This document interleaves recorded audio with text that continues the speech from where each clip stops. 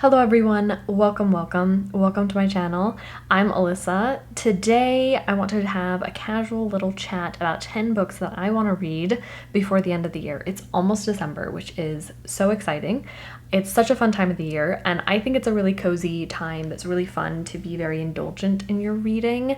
So that's kind of where I'm at right now, and I thought I would just make a little video about 10 books that I'm still really hoping to get to before the end of the year. This isn't a really strict TBR, but just sort of an aspirational one, I suppose. So I have a little bit of hot chocolate here in a very Friends themed mug. Oh, I don't know if you can like tell what it says. It says, "They don't know that we know that they know. If you know, you know." They don't know that we know they know we know. Yeah, 10 books, and that might seem like a lot, but I'm also including any books that I'm currently reading or books that I'm in the middle of and want to finish, which those actually are two separate categories, which needs to be rectified. So let's jump straight in. I don't really have an order, but let's start with one that I'm currently reading, which is Bury My Heart at Wounded Knee by D. Brown. Gosh, okay. So I'm listening to this book. I started it just after Thanksgiving because, well, I guess because of white guilt, probably. I don't think there's anything wrong with sitting around and eating dinner and being grateful, but I have become increasingly uncomfortable in the last few years about the kind of mythology that exists around a Thanksgiving, especially anything that I suppose is used to pacify or justify a lack of reconciliation for, the trauma that the US government put all of the indigenous people through. So, I mean, that's an understatement, but I suppose what I'm trying to say is I just started to feel like I should probably rectify my lack of knowledge about the indigenous people of America, and this seemed like a really good place to start. I'm listening to this book on audiobook, and heads up, if you have an Audible membership, this book is included in their Prime or whatever it's called, but it's included, so it's free. It doesn't take a credit to listen to it, so I would absolutely recommend it. It's really difficult and like heart-wrenching, but I'm a few hours into it right now, and I'm already like really appreciating what I've learned from this book already. And we'll see where it goes from there, but I definitely want to finish this one, and I'm definitely on track to do so. This is going to be a really good one to have finished this year. Another book that I am in the middle of and that I need to finish, I didn't quite finish it was on my nonfiction TBR, which is Touch with Fire by K. Redfield Jamison. This is about manic-depressive illness and the artistic temperament, which manic-depressive illness is another word for bipolar. Those are essentially the same thing.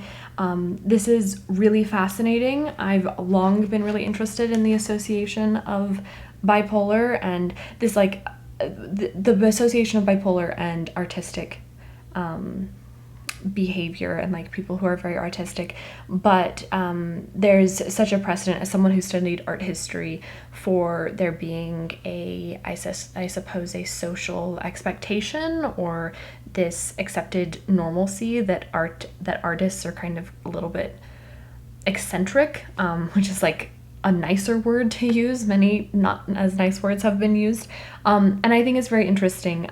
This book is quite academic, and so I'm finding it a bit of a slow read, but there's all kinds of really interesting things that I've learned already, such as like a breakdown of how statistically common bipolar is in different kinds of artists. Spoiler alert, poets have it the worst. Poets have it the worst at what was it? Let me find it for you here because it was really interesting that psychiatric abnormalities have been found in 50% of poets from a specific time period. It was a specific study that took place, it was like in the 60s, so it's not incredibly recent at the moment, but isn't that really interesting? I am of course really enjoying it. It's just a little bit slow to get through. It's very academic, but I am confident and determined to finish it before the end of the year. Okay, let's do this one next. This book okay, The inspiration for this video is that I made a 2021 reading list goal, like list of books to read, and I had 7 books marked as priority. I had these 7 books, and I think I made a video of goals. I've read one of them. I have read one of them, which is Passing, which is the shortest one on the list. So I genuinely really want to read this book, but I also am sort of really wanting to end the year having read more than one book on this list, and so I'm going to try and read Villette by Charlotte Bronte. I don't know, I'm genuinely so excited to read this book, and so I don't know why I keep on putting it off.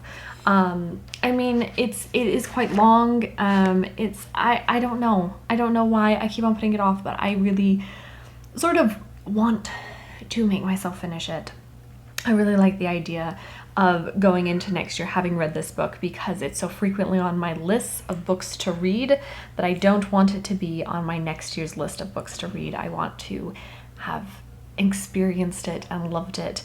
I don't know, that's my goal. That's my goal. If you've read this one, maybe give me some words of encouragement that it's truly worth my time to prioritize for right now. How about we do this next book that I have also had on my list for a little while. Oh, the lighting's starting to get a bit to me. This is The Brilliant History of Color in Art, The Brilliant History of Color in Art by Victoria Finlay. This book has just always appealed to me. It's sounded so interesting. Years ago, I watched a documentary talking about the history of specifically blue and white and gold, I think maybe. Like, it was specifically following those colors, and it was so fascinating. Like, the history of art, the history of colors specifically, the history of colors in art is so interesting because specific colors have different symbolism. They also have different reasons why they are more common or more rare, depending on how inaccessible they were or how expensive they were. They might have been like specifically relegated to be only allowed in certain circumstances, or that would be very taboo to use them in other kinds of circumstances. It's all really, really interesting. I technically have read like the first few pages of this book, and it is like, I mean, it's an art book, so I suppose it definitely should have some artwork, but I feel like it's definitely like there's a lot of information here, but I feel like it shouldn't be too hard to get through this month. So I'd really like to read this one too. It sounds super exciting to me. Let's do one other book that I've already started and I haven't finished, and this is Never Let Me Go by Kazuo Ishiguro. So I started this like a few months ago. I'm exactly 100 pages into it. I remember feeling bored. I felt it putting me into a reading slump. I have read Kazuo Ishiguro before. I think it was Remains of the Day is what I read, and I really liked that one. I really loved the writing style of it. This is certainly like a well-written book. I don't really have complaints there, but it's not really resonating with me in terms of the writing style or the plot or anything right now. I don't know. I asked my friend who has finished it if the book picks up, and she said not necessarily. So I want to have this sort of marked as completed mentally by the end of the year. So whether that's DNFing it or actually finishing reading the other 200 pages, I think that's, yep, the other 200 pages, I want this book to not be a currently reading book any longer by the end of the year. So we'll see how that goes, but that is a goal of mine. Oh, actually, another book that I have started just very recently, and I've only read the first few pages because I was just kind of trying it out. 7 Days in June by Tia Williams.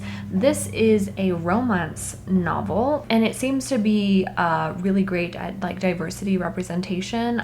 The main character is, I think she's Black, if I'm remembering correct. She has some disability, and it also feels like maybe a more meaningfully grounded romance, and I've been a little bit into romance lately. Spoiler alert for my wrap-up. So I thought this one would be fun. So since I've started it, I would like to finish it before the end of the year. This hair is a little bit rogue. Okay, well, anyway. We just have one more book to talk about. And this is, well, and before we get to my Christmas picks, and this is A Gentleman in Moscow by Amor Towles. So this book is one of my favorites, as many of you might know. It's a book that I read at the very beginning of this channel, and I loved it. And my review of this book is currently the video that has the most reviews on my channel, or most views on my channel. I've wanted to reread this for a really long time, see how it holds up as a classic and as a favorite of mine, see if I still feel the same way about it. Honestly, I feel pretty confidently I'm going to continue to love this book, but it also is just a really great winter read. It feels really appropriate for this time of year. It's very cozy. Well, maybe cozy isn't exactly the right word, but it's a very, like, it feels like a wintertime read. We could definitely say that. So it is a bit long, and I remember it taking me a little while to get through, and I want to read it a little bit more critically this time around, because I didn't really do that the first time, and it was in retrospect that I started to notice a few things.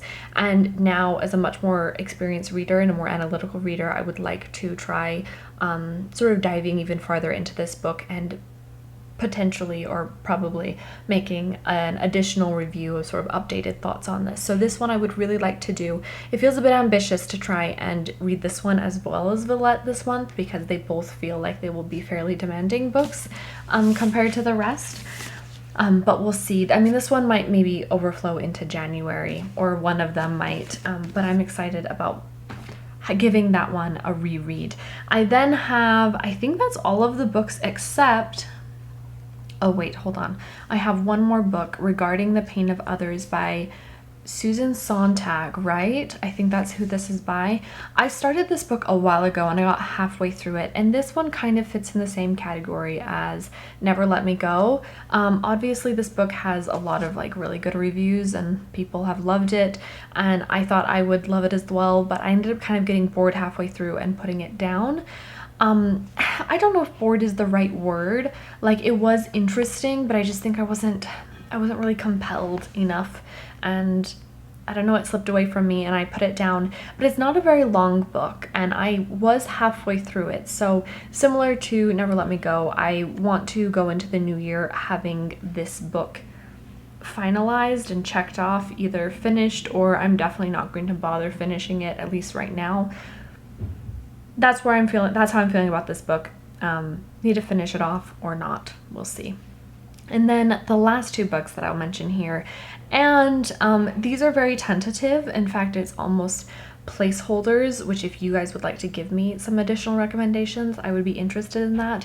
I thought that I would like to, or that it would be very enjoyable to read some Christmassy books, some books that really feel of the season. So the two that sort of came to mind to me was, number one, A Christmas Carol by Charles Dickens. I've read this one before, but I don't feel that I've ever sort of like read it in the right moment of Christmas. I think I've usually read it after Christmas, like between Christmas and New Year's, which was a really weird choice of mine. But I've thought about maybe trying to properly read this a day or two, or Christmas Eve, you know, just before Christmas, for Christmas spirit reasons. But I'm not extremely attached to that one. I mostly just really want a very Christmassy book to read, and another Christmas vibe, at least, a very wintry, cozy vibe. It is The Bear and the Nightingale by Katherine Arden. This, I honestly don't know much about it, except for that it sounds a bit like folklore, maybe a little bit fairy tale-y, and takes place in a very wintry Russia. Maybe it's the cover, maybe it's having heard this in places I can't really identify at the moment, but having heard that it is a Christmassy read, this one comes to mind. If you've read this book and you think that this is perhaps the right time of year to read it in, I would especially love to know that, so please let me know. But like I said, these last two are somewhat placeholders for just really cozy Christmas books that I would like to get into. So if you have any recommendations on those lines, I would love to hear them. What do you guys read for Christmas? What do you read to get in that cozy Christmas mood? That's sort of where I'm feeling. I'm wanting to wrap up the books I've already started, wrap up, I guess, a project of a book. Villette, you know, a book I wanted to read this year, and then just read some cozy reads. That's sort of my December plans, my end of year plans. Do you have any specific reading plans for the rest of the year? If so, I would be really interested to know what they are. And until next time, thank you for watching, and I'll see you guys in another video. Bye!